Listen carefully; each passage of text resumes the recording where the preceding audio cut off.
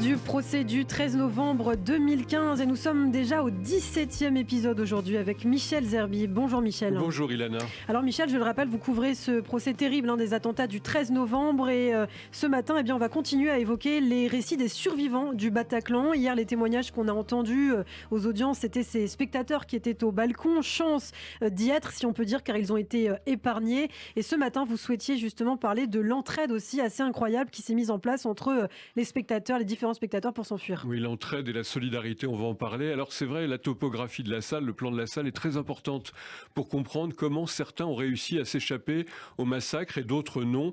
La Cour projette d'ailleurs régulièrement le plan précis du Bataclan sur les écrans lorsqu'ils viennent témoigner. Le soir des attentats, donc, ces spectateurs étaient au balcon. Les rescapés ont réussi à se réfugier sur une plateforme ou sur le toit en s'entraidant.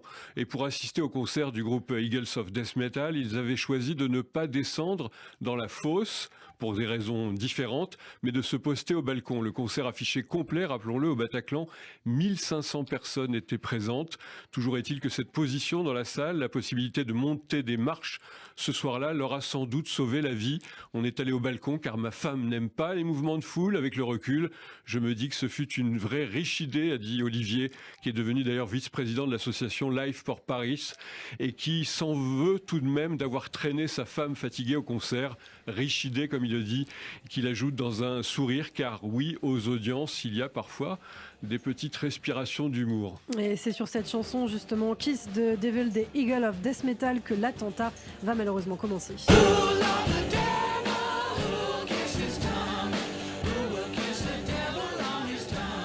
Oui, dès les premières rafales dans la fosse, les spectateurs tombent. À l'étage, les gens s'accroupissent ou tentent de rejoindre une éventuelle issue de secours qui serait en bas de l'escalier, mais en fait pas d'issue.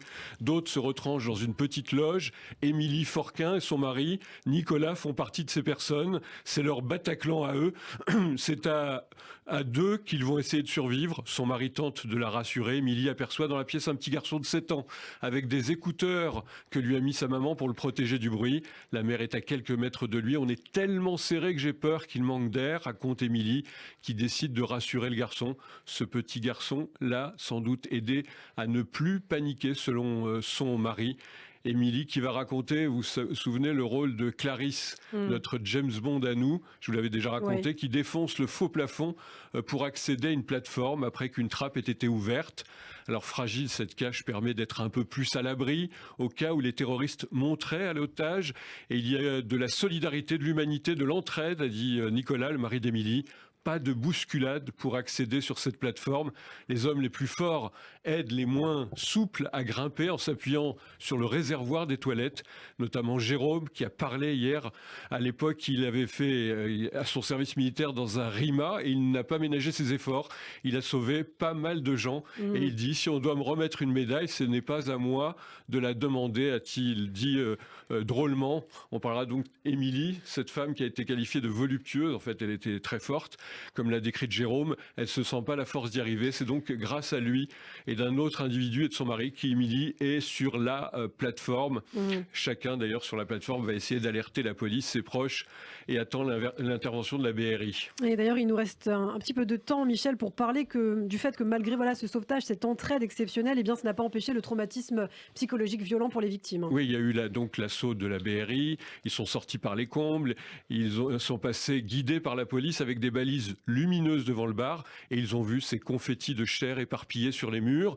Regardant vers la fosse où les corps sans vie sont enchevêtrés, Nicolas va penser aux images des camps de concentration.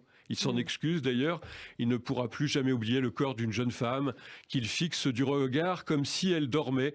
Mais si Émilie est morte ce jour-là, comme elle dit, elle peut témoigner de l'humanité des rescapés. Beaucoup ont tendu la main. Le couple l'a retrouvé plus tard. Leurs compagnons d'infortune croisés ce jour-là, ils sont venus des amis, la famille du 13, cabossés de la vie, mais vivants. Merci beaucoup Michel Zerbib. Les témoignages se poursuivront donc aujourd'hui aux audiences au Vieux Tribunal de Paris. Et Michel Zerbib, on vous retrouve bien sûr demain matin à la même heure, 8h15 sur Radio J.